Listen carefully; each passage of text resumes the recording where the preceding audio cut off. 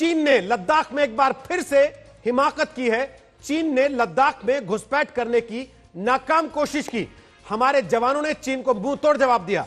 29-30 अगस्त को चीन ने लद्दाख के पेंगोंग इलाके में घुसपैठ करने की कोशिश की है, जहां भारतीय सैनिकों के साथ चीन के सैनिकों की झड़प हुई है।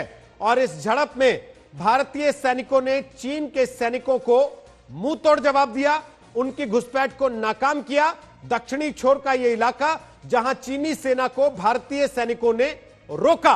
एक तरफ भारत और चीन के बीच में जून से लेकर अब तक बातचीत की टेबल पर रास्ता निकालने की कोशिश की जा रही है कि चीन की सेना ने जो हरकतें पेंगोंग के कुछ इलाकों में, फिंगर इलाकों में करने की कोशिश की है, उनका समाधान निकाला जाए। और दूसरी तरफ पेंगोंग का दक्षिणी इलाका जो आमतौर पर शांत रहता है, वहां पर चीन की सेना ने एक बार फिर हरकत की। भारतीय सेना ने मुंह तोड़ जवाब दिया चीन की सैनिकों को और उनको वापस खदेड़ने में कामयाबी पाई। यह घुसपैठ की कोशिश 29-30 अगस्त के बीच चीन की सेना ने की है। और इससे एक बार फिर पता लगता है कि चीन एक तरफ बातचीत की टेबल पर बैठता है, एक तरफ भारत के साथ वो इस इलाके में हालात को सुधारने के लिए बात करने का दावा करता है, और दूसरी तरफ उसकी सेनाएं मौका पाते ही फिर से धोखा देने के लिए मैदान में उतर आती हैं। दक्षिणी पेंगोंग का यह इलाका जो कि आमतौर पर शांत माना जाता है, जहां इस तरीके की कोई परिस्थिति पहले नहीं हुई है, वहां इस बार चीन ने यथास्थिति को बदलने की कोशिश की। यह हिमाकत चीन ने एक बार फिर की, लेकिन भारत ने मुंह तोड़ जवाब दिया और इस बार झड़प में किसी जवान के हताहत होने की खबर नहीं है। लेकिन मामला सिर्फ यही खत्म नहीं हो जाता। इसके इतर, इसके समानांतर चीन की पिछली हरकत के सबूत भी सामने आए हैं। इस बार चीन के जो सैनिक मारे गए थे भारत के साथ पिछली झड़प में, उनकी कब्रों की तस्वीरें आज तक के पास हैं। वो तस्वीरें भी हम आपको दिखा रहे हैं, ये बताते हुए कि पूर्वी लद्दाख में चीन ने घुसपैठ की नाकाम कोशिश एक बार फिर से की है। 29 और 30 अगस्त की रात के बीच भारतीय सेना और चीनी सैनिकों की यह झड़प हुई है। और भारत ने दो टूक कहा है कि चीन जब जब इस तरीके की कोई साजिश करेगा, भारत की तरफ से उसको मुंह तोड़ जवाब दिया जाएगा। हमारे साथ इस वक्त कुछ खास मेहमान मौजूद हैं। आपको बता दें, हमारे साथ lieutenant general retired Gurmeet Singh साहब आ चुके हैं, जो कि भारतीय सेना के पूर्व उप प्रमुख हैं, रक्षा विशेषज्ञ हैं। हमारे साथ इस समय आ चुके हैं major general retired AK Siwach, वो भी रक्षा विशेषज्ञ हैं। हमारे साथ विंग कमांडर अभिषेक मतिमान आ चुके हैं, रक्षा विशेषज्ञ। और major general retired GD Bakshi इस वक्त हमारे साथ आ चुके हैं, रक्षा विशेषज्ञ। और मेरे सहयोगी अभिषेक बल्ला इस वक्त हमारे साथ लाइव मौजूद है। विस्तार से इस पूरे घटनाक्रम पर जानकारी देने के लिए अभिषेक, एक तरफ भारत और चीन बातचीत की टेबल पर है और दूसरी तरफ चीन की सेना फिर से हरकत करती है, जरा विस्तार से बताइए इस हरकत के बारे में। 5 बैठकें हो चुकी हैं कोर कमांडर स्तर पर और कोई नतीजा नहीं निकला था। हालांकि ये बड़ा साफ हो गया था कि डिसएंगेजमेंट की प्रतिक्रिया इन बैठकों में इन पर चर्चा हुई थी और इसको फाइनलाइज भी कर लिया गया था। लेकिन चीन में ज़मीनी स्तर पर कोई भी बदलाव नहीं किया, चाहे वो पेंगोंग लेक हो या तो फिर वो गोगरा हॉट स्प्रिंग एरिया हो, जिसको पेट्रोल पॉइंट 17A भी कहा जाता है। फिर से 29 और 30 अगस्त की रात को पेंगोंग झील के दक्षिणी तट पर ये घटना हुई है। और ये बहुत महत्वपूर्ण है रोहित कि पेंगोंग झील का जो दक्षिणी तट है, वहाँ पर अभी तक कोई भी हिंसा या कोई भी एक्शन नहीं हुआ था। सारा एक्शन जो था वो नॉर्दर्न बैंक में था, फिंगर एरिया में, चाहे वो फिंगर 4 हो, फिंगर 5 हो। चीन की यही कोशिश रही थी कि फिंगर एरिया से भारतीय सेना को पीछे ढकेला जा सके, लेकिन क्योंकि ऐसा नहीं हो पाया तो ऐसा लग रहा है कि चीन ने एक और सेक्टर सदर्न बैंक में अब खोला है। क्या आपको लगता है अभिषेक के भारतीय सेना वहां डटी हुई है? यह फ्रस्ट्रेशन था चीन का, जो ऐसे एरिया में वो घुसने की कोशिश कर रहे थे जहां अमूमन शांति रहती है। आपसे बात करें उसके पहले जरा एक तस्वीर आपको दिखा रहे हैं, चीनी सेना के वॉर मेमोरियल की ये तस्वीरें हैं, आज तक एक्सक्लूसिव तस्वीरें। ये आपको दिखा रहा है चीनी सैनिकों की कब्र की तस्वीरें हैं। गलवान में जो झड़प हुई थी उसमें जो चीनी सैनिक मारे गए थे, जिसके लिए देश में भी बहुत सारे लोग खड़े हो गए थे कि सबूत कहां है इसका, उसका सबूत ये सामने टेलीविजन स्क्रीन पर है। गलवान में जो चीनी सैनिक मारे गए थे, जिसके बाद एक लोग पूछ रहे थे कि तस्वीरें कहां हैं, नंबर क्यों नहीं बता रहा कोई, भारत क्यों नहीं नंबर दे रहा है, चीन क्यों नहीं नंबर दे रहा है, भारतीय सेना के सूत्रों के हवाले से जो नंबर आ रहे हैं उसमें एक रूपता क्यों नहीं है, बार बार नंबर बदल क्यों रहा है, उस हर सवाल का जवाब इस वक्त इस टेलीविजन स्क्रीन पर आपके सामने है। भारत से झड़प में चीन के 40 से ज्यादा जवान मारे गए थे और उनकी कब्रों पर आप देख सकते हैं उनको श्रद्धांजलि दी जा रही है। ये तस्वीरें आप इस वक्त अपने टेलीविजन स्क्रीन पर देख रहे हैं। तो दो बड़ी खबरें इस वक्त की, एक पेंगोंग त्सो के इलाके में चीन ने एक और हरकत की। 29-30 अगस्त की रात को चीन ने पेंगोंग त्सो के इलाके में दखलंदाजी करने की, घुसपैठ करने की कोशिश की और झड़प से कुछ दिन पहले चीनी वायुसेना की हलचल भी हुई। चीनी वायुसेना ने लद्दाख में एलएसी के पास J-20 फाइटर विमान उड़ाए। तो एक तरफ बातचीत की टेबल पर भारत और चीन, दूसरी तरफ चीन की तरफ से आसमान में हलचल, जमीन पर पेंगोंग त्सो के दक्षिणी इलाके में घुसपैठ करने की कोशिश, जिसका एक बार फिर भारतीय सेना ने मुंह तोड़ तरीके से जवाब दिया, चीन के सैनिकों को वापस खदेड़ा। और आज चीन की सेना को, चीन की सरकार को ये तस्वीरें जो उनके सैनिकों की कब्र की तस्वीरें, वो फिर से देख लेनी चाहिए, याद करना चाहिए गलवान को और दोबारा इस तरह की हरकत करने से पहले 10 बार सोचना चाहिए। ये भारत दो टूक चीन को मैसेज दे रहा है पेंगोंग त्सो के इलाके में चीन की सेना को खदेड़ने के बाद। मंजीत नेगी हमारे सहयोगी इस वक्त हमारे साथ आ गए विस्तार से और बात करने के लिए। मंजीत, जरा बताइए चल क्या रहा है? देखिए, ये 29-30 की घटना है जब चीन ने एक पूरी तैयारी के साथ जो पेंगोंग का दक्षिण का इलाका है वहां पर इस हमले को, इस घुसपैठ को अंजाम दिया। और वहां पर इस बात की आशंका भारतीय सेना को पहले से थी एक तरह से, और उसकी तैयारी थी और इसीलिए मुंहतोड़ जवाब दिया गया। जो जानकारी है उसके मुताबिक 500 से ज्यादा जो चीनी सैनिक थे उन्होंने एक तरह से रात का वक्त चुना इस घुसपैठ को लेकर, और वहां पर लाइन ऑफ एक्चुअल कंट्रोल यानी कि चुशुल का जो इलाका है और दक्षिण पेंगोंग का जो इलाका है वहां पर अभी तक एक तरह से शांति थी। अभी तक जो तनाव था दोनों सेनाओं के बीच में वो पेंगोंग का जो फिंगर का इलाका है वहां पर था। तो ये एक नया इलाका चीन ने इस बार चुना और इसकी एक तरह से आशंका थी जिसकी तैयारी भारतीय सेना ने कर रखी थी। और इसीलिए चाहे वो फिंगर में पहले जिस तरह चीन एक तरह से आगे आने में कामयाब रहा या फिर गलवान की जो घटना थी, तो उसका जवाबी हमला भारतीय सेना के पास था और इसीलिए समय रहते चीन को मुंहतोड़ जवाब मिला है। और एक तरह से चाहे इस वक्त दोनों सेनाओं के बीच बातचीत चल रही हो अलग अलग मोर्चों पर, राजनयिक मोर्चे पर, सैन्य मोर्चे पर, लेकिन भारत ने पिछले 2-2.5 महीनों के दौरान गलवान की घटना के बाद किसी भी मोर्चे पर यानी कि तीनों सेनाओं के स्तर पर कहीं भी अपनी तैयारियों को एक तरह से रोहित कम नहीं किया, लगातार तैयारियों को मजबूत बनाए रखा। और कल भी हमने इस खबर को बताया था कि दक्षिण चीन सागर में नौसेना ने अपने जंगी बेड़े तैनात किए गलवान की घटना के बाद, जिसको लेकर चीन पूरी तरह से बौखला गया था। WMCC की बैठक के दौरान चीन ने इस मुद्दे को जोर शोर से उठाया कि जब बातचीत चल रही है तो भारत इस तरह से हर मोर्चे पर क्यों अपनी तैनाती कर रहा है। तो यह आशंका एक तरह से रोहित सही साबित हुई कि भारत की जो तैयारी थी, अगर ये तैयारी नहीं होती तो 29 और 30 को जिस तरह की कोशिश दक्षिण पेंगोंग इलाके में चीन ने की है उसमें वो कहीं ना कहीं कामयाब हो जाता। लेकिन ये घुसपैठ जो हुई उस इलाके में हुई मंजीत, जो आमतौर पर शांत रहता है, जहां इस तरीके की हरकतें नहीं होती, वहां बोट से आए होंगे सैनिक, कोई हलचल रही होगी, ये अचानक हुआ या प्री प्लान लगता है?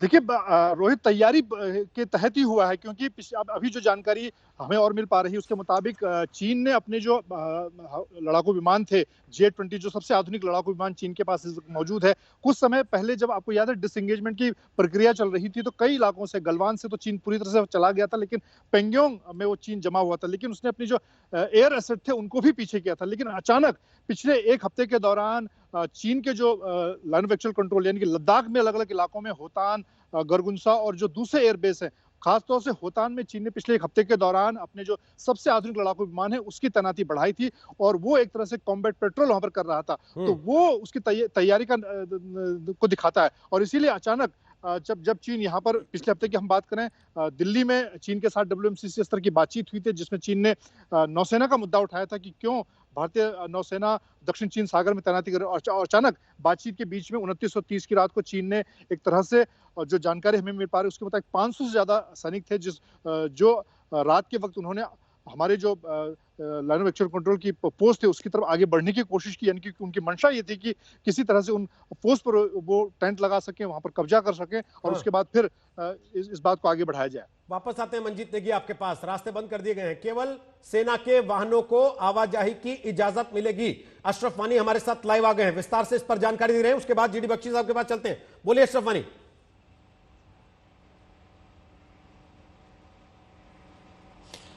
रोहित, दरअसल जो एकमात्र सड़क है जो पूरा जो लद्दाख में लाइन ऑफ एक्चुअल कंट्रोल पर भी और नियंत्रण रेखा पर भी जो सेना की तैनाती है, उनकी सप्लाई लाइन श्रीनगर से जो लेह नेशनल हाईवे 1A जाती है वही है। और ये हाईवे साल में कुछ ही महीनों के लिए खुली रहती है। इस साल मई के महीने में खुली थी, फिर कई बार मौसम खराब होने के कारण बंद भी हो गई थी, और फिर ये नवंबर या अक्टूबर के महीने में जब भी बर्फबारी होगी ये हाईवे बंद होगी।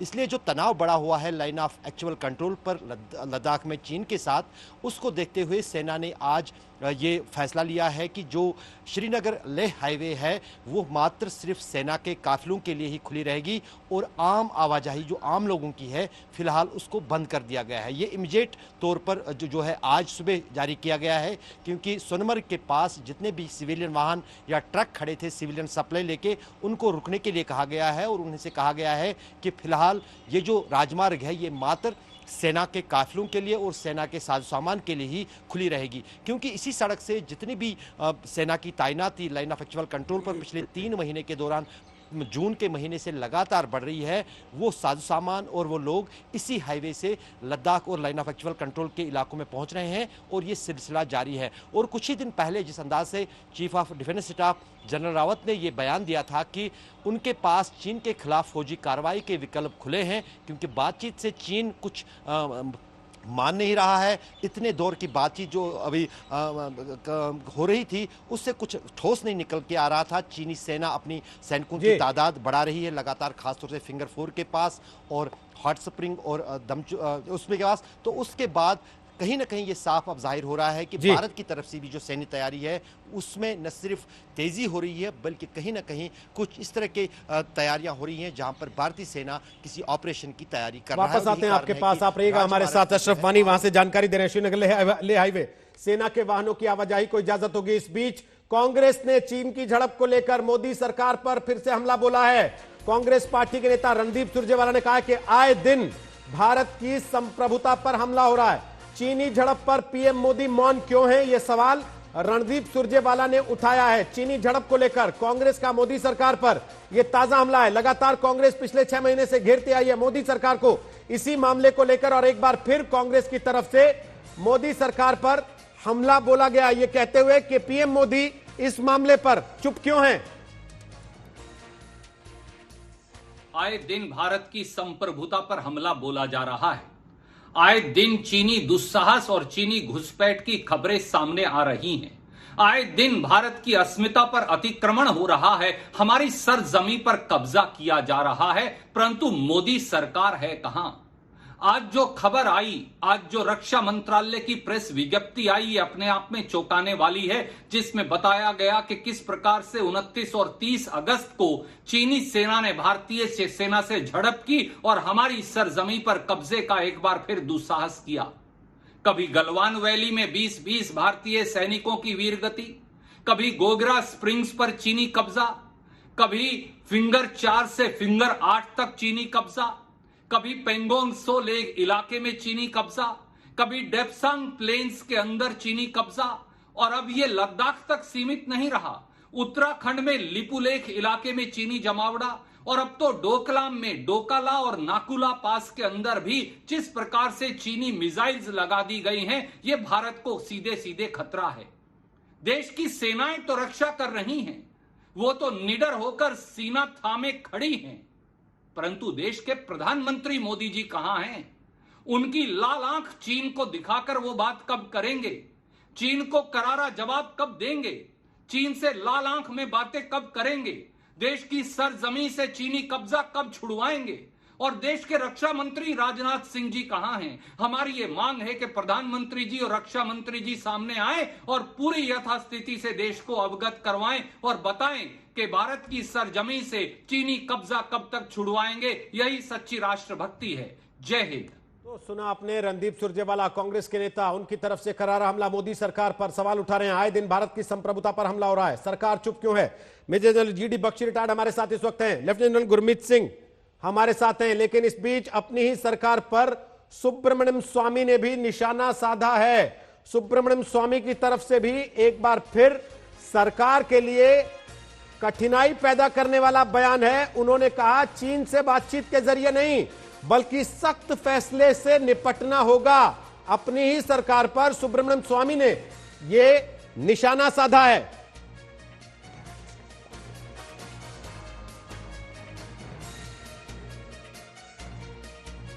जी, क्या भारत चीन से अब तक सख्ती से पेश नहीं आ रहा?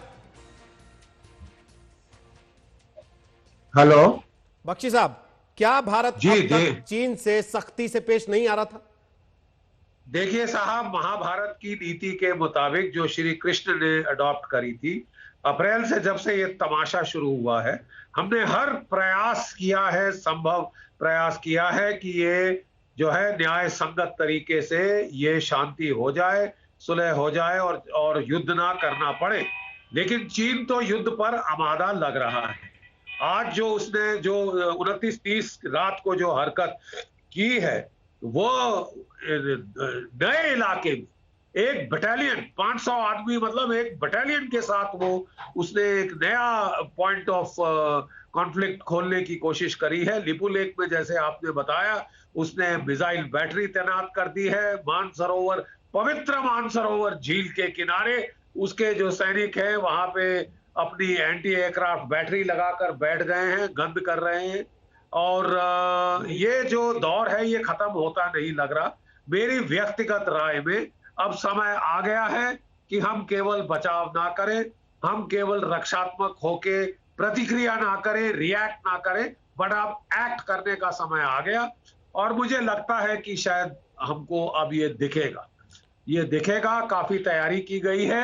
अच्छी बात है कि हमने हूड़मती में आके सीधे नहीं चढ़ बैठे, बट हमने तैयारी करी, अच्छी तरह से तैयारी करी है। 30 मिग और 29 और Su-30 फाइटर्स आ रहे हैं, रफाल्स पहुंच चुके हैं, हमारे इजरायली एंटी एयरक्राफ्ट मिसाइल्स आ रहे हैं, अमेरिकन प्रिसिशन गाइडेड मिसाइल्स आ रहे हैं। अमेरिका के युद्ध पोतों ने आके हमारे साथ अंडमान निकोबार के पास युद्ध अभ्यास किया है, और फ्रांस के भी अभ्यास किया है, जापान ने अभ्यास किया है। तैयारी के साथ हम लोग जो है अब बिल्कुल तैयार हैं, और मेरा ख्याल केवल हमारी सेना तो केवल आदेश के इंतजार में है। बख्शी साहब, ये कब, कहां और कैसे करेंगे, ये मैं सरकार पे और जो सेना के प्रमुख हैं, जो CDS हैं, जो 3 सेना प्रमुख हैं, वो इस वक्त बेस्ट क्वालिफाइड हैं टू टेक ऑपरेशनल डिसीजंस। और मुझे पूर्ण यकीन है कि सरकार जब जहां जरूरत है उसका देगी। ये बहुत उपयुक्त समय है। ठीक सर। पूरी दुनिया चीन के बरखिलाफ बौखलाई हुई है। ओके। 130 देशों ने पास किया है। और मैं सिर्फ एक चीज कहना चाहता हूं रोहित जी, जापान के रक्षा मंत्री ने एक बहुत ही अहम बयान दिया है। उन्होंने कहा है कि दुनिया के संपूर्ण प्रजातांत्रिक देश सहमत हैं इस बात से कि अगर चीन के लिए कीमत बड़े पैमाने पर नहीं बढ़ाई गई तो वो इसी तरह की दादागिरी करके पूरी दुनिया को तंग करता रहेगा। अब समय आ गया है चीन को आड़े हाथ लेने का। ठीक, लेकिन गुरमीत सिंह साहब, समय तो पिछले 6-8 महीने से आ चुका है जब से लगातार चीन की हरकतें हो रही हैं। आज हम गलवान के सबूत दिखा रहे हैं, उसके बावजूद चीन ने 29-30 अगस्त की रात को यह हरकत की है। तो क्या भारत का रिस्पॉन्स कम रहा इसलिए की है, या भारत का रिस्पॉन्स ज्यादा था इस फ्रस्ट्रेशन में की है? जी, भारत का रिस्पॉन्स बिल्कुल ठीक रहा है शुरू से लेकर, और खास तौर पर 15 जून गलवान के इंसिडेंट के बाद में। देखिए, 3 चीज बिल्कुल साफ है। पहली बात तो चाइना ने, PLA ने प्रोवोकेशन किया है इस इलाके के अंदर में, और उन्होंने कोशिश की है स्टेटस को बदलने की। दूसरी बात यह है कि चाइना का जो झूठ फ्रेम वो सबके सामने। सर कनेक्शन कट गया आपसे, वापस बात करेंगे। एक बार फिर लद्दाख में चीन ने हिमाकत की है। चीन ने लद्दाख में घुसपैठ करने की नाकाम कोशिश की, जिसका भारत के जवानों ने मुंह तोड़ जवाब दिया है। 29-30 अगस्त की रात को चीन ने लद्दाख के पेंगोंग इलाके में घुसपैठ करने की कोशिश की है, जिसका भारतीय सैनिकों ने मुंह तोड़ जवाब दिया है। बताया जा रहा है कि 500 चीनी सैनिक कम से कम पेंगोंग त्सो के दक्षिणी इलाके में घुसपैठ करने की कोशिश कर रहे थे, लेकिन भारतीय सेना वहां पहले से मौजूद थी, पहले से तैयार थी, क्योंकि चीन की इस हरकत का अंदेशा भारत को पहले से था। तो भारत की तरफ से मुंह तोड़ जवाब दिया गया, चीन की इस घुसपैठ को नाकाम किया गया और चीनी सैनिकों को वहां से खदेड़ दिया गया। पेंगोंग लेक के दक्षिणी छोर पर जवानों ने चीनी सेना को रोका, जो भारतीय पोस्ट पर अपने कैंप लगा लेने की ताक में थे। भारतीय सेना ने गलवान की तरह मुंह तोड़ जवाब उनको वहां भी दिया और वहां से चीनी सैनिकों को खदेड़ दिया गया है बुरी तरह से। तो एक बार फिर भारतीय सेना पहले से चाक चौबंद, कमर कसकर तैयार थी पेंगोंग झील के दक्षिणी छोर पर, जब चीन के सैनिकों ने 29-30 अगस्त की रात को घुसपैठ करने की कोशिश की है, तो भारत ने मुंह तोड़ जवाब देते हुए चीनी सैनिकों को वहां से खदेड़ने में कामयाबी पाई है। तो एक तरफ भारत और चीन के बीच बातचीत चल रही है। भारत और चीन जून के बाद से लगातार बातचीत की मेज पर हैं, ताकि जो तनाव एलएसी के दोनों तरफ बना हुआ है उसको डिफ्यूज किया जा सके। दूसरी तरफ चीन एक बार फिर धोखा दे रहा है। आखिर क्यों बौखला रहा है चीन, उसके कारण भी हम आपको टेलीविजन स्क्रीन पर दिखा रहे हैं, क्योंकि भारत की मुस्तैदी से वो परेशान हो गया है। चीन की विस्तारवादी नीति नाकाम हो रही है भारतीय सेना की मुस्तैदी की वजह से, और भारत की बढ़ती सैन्य ताकत चीन को बेचैन कर रही है, उसे चिंता में डाल रही है। इस वजह से चीन बौखला रहा है। Lieutenant general Gurmeet Singh, break के पहले हम आपसे बात करना चाह रहे थे, कनेक्शन कट गया था। बड़ा सीधा सा सवाल, चीन जो हरकतें कर रहा है वो किस लिए, क्यों है? चीन सचमुच में बौखला गया है, क्योंकि उसकी हर एक जगह में जो हरकतें हैं वो प्रोवोकेटिव और अग्रेसिव है। चाहे आप ईस्ट लद्दाख ले लीजिए, जहां पूरा चाइना और इंडिया का बॉर्डर, जहां विश्व के जहां पर भी प्रॉब्लम है, हर एक जगह में एक सेंट्रलिटी है कि चाइना अग्रेसिव है, प्रोवोकेटिव है। टॉक्स के बीच में भी वो डिलेइंग टैक्टिक्स को यूज कर रहा है।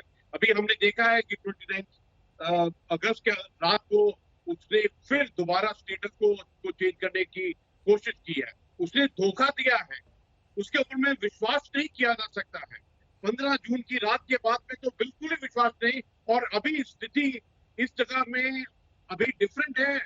अभी भारतीय सेना पूर्ण रूप से तैयार है, अलर्ट है, और इसलिए इस उनकी नापाक हरकत को उन्होंने प्रीएम्प्टिव तरीके से नाकाम किया है। इनफैक्ट बड़ी बात तो ये है कि भारतीय सेना की जो तैयारी है और जो काम करने का तरीका है अभी टैक्टिकल और ऑपरेशनल है। वो पहले वाला नहीं है जो एग्रीमेंट्स के मुताबिक किस प्रकार से फेस ऑफ को डील करना है, वो नहीं है। अभी की हालत में भारत की हर एक हरकत टैक्टिकल है, ऑपरेशनल है। अभी जो भारत के पास में विकल्प है और संकल्प है, उन पर पूरी तैयारी की जा चुकी है। और देखिए, ये जो अभी स्थिति है इसके अंदर में चाइना ने बार बार अपना जो ट्रस्ट है वो खोया है। उनका जो झूठ है, वो फरेब है, वो सबके सामने में आया है। उनका जो नेगोशिएशन के अंदर में, टॉक्स के अंदर में जो डिलेइंग और चालाकी है, वो सबके सामने में आया है। पूरा दुनिया ने देख लिया है कि झूठ बोल रहा था कि उसके कितने सैनिक मरे हैं 15 जून को। अभी तो उनकी जो ग्रेस दिखाई दी है, पहले तो 1 दिखाई दी थी, फिर अब उसके बाद 36 दिखाई दी है, इसके बाद में और भी दिखाई देंगी। और जो चाइना का और पीएलए का जितना भी झूठ, फरेब, धोखा है, वो सबके सामने में आया है। अभी भारत के लिए जरूरी है कि अपने आप को अलर्ट, प्रिपेयर्ड और रेडी रखे। और एक बात और कहना चाहता हूं कि जो इस वक्त में सवाल कर रहे हैं, जो डाउट कर रहे हैं, उनको थोड़ा सावधान रहना चाहिए कि ये बात नेशनल सिक्योरिटी की है, ये सेंसिटिव बात है। अभी जो चुनौती है भारत के सामने में, उसको किस प्रकार से डील करना है, उस बात की है। और भारत ने जो अभी हार्ड डिसीजन, जो रिजॉल्व और जो नेशनल विल को इम्प्लीमेंट करने की जितनी भी कार्रवाई की है, वो बिल्कुल स्पष्ट रूप से दिखाई देती है। जनरल साहब, आप कह रहे हैं कि राष्ट्रीय सुरक्षा का विषय है, इस पर सवाल नहीं उठने चाहिए। गलवान के मामले में सवाल उठे, सबूत मांगे गए। आज सबूत सामने है कि चीन के 40 सैनिकों की जान गई। उनकी कब्रें आज तक आपको लगातार दिखा रहा है, उसकी तस्वीरें अब सामने आ चुकी हैं। लेकिन यह भी तो सच है ना जनरल साहब के गलवान के बावजूद पैंगोंग के फिंगर इलाके में आप अभी भी जूझ रहे हैं चीन को वापस हटाने के लिए। देखिए, जो भारत के पास में ऑप्शंस हैं, विकल्प हैं, ये एलएसी सिर्फ 5 जगह की एलएसी नहीं है, 832 किलोमीटर की एलएसी है। इसके अलावा जो भारत ने तैयारी की है मिलिट्री फ्रंट के ऊपर में, वो पूर्ण रूप से तैयार है। इसके अलावा मैं तो ये कहूंगा जो पूरे विश्व ने तैयारियां की है, वो पूर्ण रूप से तैयार है।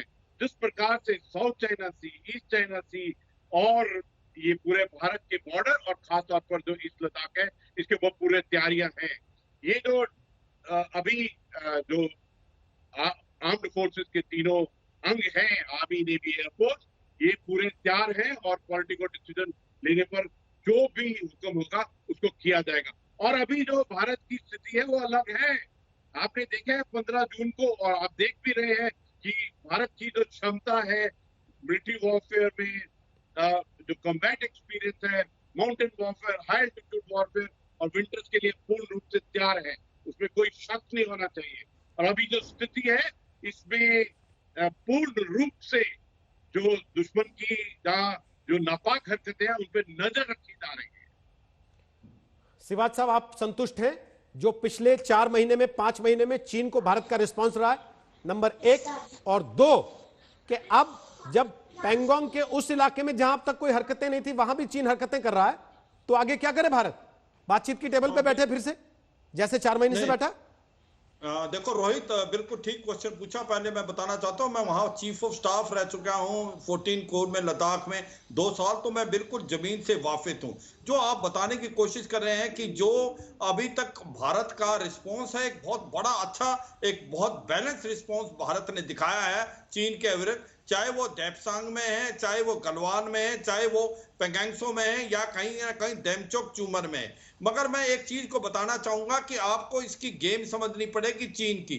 चीन जो आया है किसी मिलिट्री एम से आया है और पॉलिटिकल एम से आया, और उसका एम है एक कि वो डेप्सांग का जो इलाका है वो उसके लिए बहुत महत्वपूर्ण इलाका बन गया है। वाई जंक्शन के अंदर जितना भी वो आने की कोशिश कर रहा है डोमिनेट करने की, दरबुक चौक दौलत बेग ओल्डी रोड को, उसकी वजह यह है कि जब से आपका दौलत बेग ओल्डी में एयरफील्ड बन गया है, ये सब सेक्टर नॉर्थ जिसको कहते हैं, वो एक इंपॉर्टेंस हो गई है उसकी, और उसके अंदर हमने बहुत बड़ी स्ट्रेंथ बढ़ा ली है ब्रिगेड के करीब, और उसके बाद T-90 बाकी मिसाइलें और गन्स लगा के। तो चीन को कहीं ना कहीं डर है कि कहीं भारत वहां पर कोई मिस एडवेंचर तो नहीं कर रहा, क्योंकि अब वो इलाका सब सेक्टर जो नॉर्थ है 8 किलोमीटर साउथ है काराकोरम पास से, उसके ईस्ट में है अक्साई चिन और उसके वेस्ट में है गिलगित बाल्टिस्तान। जिस प्रकार से हमारी पॉलिटिकल कुछ कमेंट्स हुई थी कि गिलगित बाल्टिस्तान भारत का हिस्सा है, वो आना चाहिए, अक्साई चिन भी भारत का हिस्सा है और वो भी कभी कभी हम लेने की कोशिश करेंगे। तो चीन ने एक प्रकार से यह सोचा कि भारत कुछ ना करे, इसलिए वो इस इलाके की तरफ आया है, क्योंकि ये जो दौलत बेग ओल्डी और सब सेक्टर नॉर्थ है, इसको बोलते हैं गेटवे टू अक्साई चिन। यहां से आप अक्साई चिन भी जा सकते हैं, यहां आप नेशनल हाईवे G29 लासा से लेके जो सिंगजांग में जाता है उसको भी डोमिनेट करता है, चाइना पाकिस्तान इकोनॉमिक कॉरिडोर को भी डोमिनेट करता है, काराकोरम पास को भी डोमिनेट करता है। तो चीन इससे भी काफी डरा हुआ है, बुखला है। मगर चीन एक बहुत बड़ी ट्रिक खेल रहा है। चीन जो है हमको बातों में उलझा रहा है, और वो उलझा रहा है हमें फिंगर 4 से लेके फिंगर 8। अभी तक तो वो नॉर्थ ऑफ पेंगोंगसो के लिए चल रहा था, अब वो साउथ ऑफ के भी आ गया है, जो कि कहीं कहीं लुकुंग और चुशुल का इलाका है। क्योंकि चीन जो है बार बार हमको यहाँ उलझाएगा, पर उसका असली मुद्दा है डेप्सेंग का इलाका, क्योंकि वो उसको स्ट्रेटेजिकली और टैक्टिकली बहुत इंपॉर्टेंट है, और मुझे लगता नहीं उस इलाके को वो इतनी जल्दी छोड़ने वाला है। और चीन के ऊपर जो हमने अभी प्रेशर डाला हुआ है, जिस प्रकार से हमारा नेवल एक 2 शिप जो अभी गए साउथ चाइना सी में, भारत अब खुल के आगे आ गया है। भारत एक ऐसा देश है जिसने 100 से ज्यादा ऐप को बैन किया, पहला देश है, और जिसमें टिकटॉक, वीचैट भी शामिल है। उसकी जो डायरेक्ट इन्वेस्टमेंट है उसको बंद कर दिया है। और कहीं ना कहीं भारत अमेरिका के साथ खुल के चीन को एक प्रकार से पूरा चीज दिखा रहा है कि आंखों में आंखें देख के बात कर रहा है। ईंट का जवाब पत्थर से देंगे, पर मैं अभी भी कहता हूं चीन पे विश्वास करना बहुत बड़ी गलती है, क्योंकि चीन के कहनी और करनी में बहुत फर्क है। नहीं सर, आप जो बात कह रहे हैं मैं वही बख्शी साहब से पूछना चाहता हूं। बख्शी साहब, मौजूदा परिस्थिति में जब आप 4 महीने से एक मुल्क के साथ बातचीत की मेज पर बैठे हैं, वहां दिन में वो आपसे बातचीत करता है और रात में एक नया मोर्चा खोल देता है धोखा देके आपको, ऐसे मुल्क से निपटने की कारगर रणनीति क्या हो? ऐसे मुल्क से निपटने की कारगर नीति मेरे व्यक्तिगत राय में आक्रामक होना है। बहुत देर हमने अभी तक रिएक्टिव और जो है प्रतिक्रिया ही करते रहे। अब समय आ गया है कि हम ऑफेंसिव हो, हम जो है प्रोएक्टिव हो, हम चीन के लिए कॉस्ट और कॉन्सिक्वेंसेस बढ़ाएं, ताकि अगर बॉर्डर की बातचीत को भी आपने करना है सही ढंग से, जब तक आप उसके लिए एक क्राइसिस नहीं पैदा करेंगे, वो टेबल से पे बैठ के ढंग से बातचीत भी नहीं करेगा। उसने साफ मना कर दिया है, नक्शे नहीं दूंगा, मैं बिल्कुल इसको डिस्कस नहीं करूंगा, पेंगोंगसो से पीछे नहीं हटूंगा, जो मैंने खा लिया सो खा लिया। अरे साहब, अब समय आ गया है, अभी तक हमने तैयारी कर ली है, अच्छी बात है।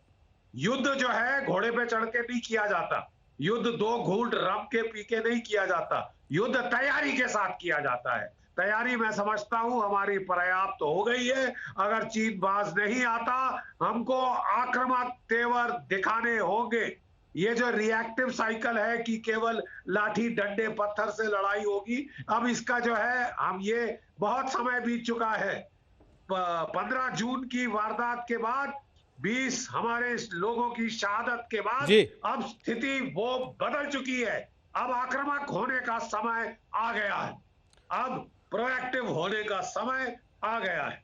ठीक, बख्शी साहब, आप पत्थर से देने का आप लगातार ये बात कहते रहे हैं कि प्रोएक्टिव होने का समय आ गया है, ईंट का जवाब पत्थर से देने का समय आ गया है। एक तरफ गलवान में जो चीन के सैनिक मारे गए, उनकी कब्रों की तस्वीरें आज तक अपने दर्शकों को दिखा रहा है, दूसरी तरफ सवाल ये कि भारत को ईंट का जवाब पत्थर से देने का समय आ गया। क्या भारत पहले नहीं दे रहा था ईंट का जवाब पत्थर से? गलवान में नहीं दिया गया, और अगर दिया गया तो अब क्या उससे भी 2 कदम आगे जाने का वक्त है? इस पर आपसे बात करेंगे, लेकिन उसके पहले मौजूदा स्थिति क्या है?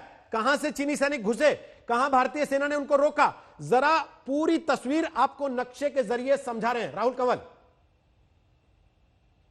देखिए, पिछले कई हफ्तों से दर्शक लगातार पेंगोंग झील के बारे में सुन रहे हैं। अब तक जितना भी एक्शन था वो पेंगोंग के उत्तरी तट पे था, यानी कि नॉर्थ बैंक पे था। इस वक्त जो एक्शन हुआ है वो पेंगोंग के दक्षिणी तट पे हुआ है, यानी कि साउथ बैंक पे हुआ है। मैं आपको ठीक उस जगह पे ले जाके दिखा सकता हूं जहां पर भारत और चीन की सेनाओं के बीच में ये जो सारा एक्शन है। आप इस तरफ नजर रखिए, ये जो लाल लाइन है ये लाइन ऑफ एक्चुअल कंट्रोल है। ये है पेंगोंग झील। 1/3 झील भारत में पड़ती है, 2/3 जो झील है वो चीन में पड़ती है, और चीन ने पहले यहाँ पे line of actual control cross की थी और भारत की जो जमीन है उसमें एंटर करने की उन्होंने कोशिश की थी।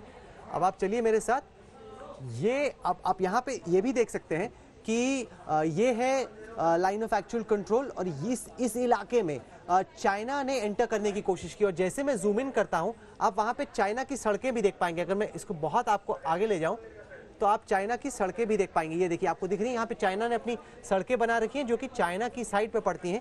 ये आप देखिए, ये पूरी चाइना की सड़क है ये चाइना की सड़क है जो कि लाइन ऑफ एक्चुअल कंट्रोल के बेहद नजदीक आती है। तो 29-30 की रात को चाइना ने इस इलाके को क्रॉस करके भारत की तरफ घुसने की कोशिश की, जो कि सेना की प्रेस रिलीज में लिखा है कि चाइना ने स्टेटस को ऑल्टर करने की कोशिश की। यहाँ पे आप देखिए, ये भारत की सड़क है, यहाँ पे भारत ने अपने बिल्डअप किए हुए, ये भारत की सड़क है। हमारे सैनिकों ने रात में देखा कि चीन एंटर करने की कोशिश कर रहा है। उसके बाद अब एग्जैक्ट जगह तो हम लोगों को इस वक्त नहीं मालूम, लेकिन जो कुल मिला के अंदाजा है वो ये है कि इस जनरल एरिया में ये झड़प हुई है। भारत और चीन की सेनाओं के बीच में हमने आइडेंटिफाई कर लिया है उस जगह को जहां पर भारत और चीन की सेनाओं के बीच में ये जंग हुआ। आपको मैं थोड़ा सा और जूम इन करके दिखाता हूं ताकि आपको मैं यहाँ पे जो सड़क बनी हुई है चीन की वो भी दिखा सकता हूं। मैं पूरा अगर जूम इन कर दूं तो आप ये देखिए, यहाँ पे ये जो आपको लाइन ऐसे लकीर सी दिख रही है, ये चाइना की सड़क है जो इन्होंने बना रखी है।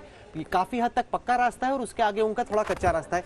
यहाँ पर उन्होंने एंट्री करने की कोशिश की इंडिया में, तो इनके कुछ पहाड़ की तरफ से कुछ तट के साथ साथ एंटर करने की कोशिश की। चूंकि इंडियन आर्मी वहां पे मुस्तैद थी और काफी अलर्ट पे थी, तो हमने स्पॉट किया कि चाइनीज आर्मी अंदर आने की कोशिश कर रही है और उसके बाद इंडियन आर्मी वहां पे मोबिलाइज हुई। ये 14 कोर का इलाका पड़ता है, पूरा लद्दाख का जो सेक्टर है वो 14 कोर का आर्मी का इलाका पड़ता है। और वहां पे फिर हमने उनको पुशबैक किया।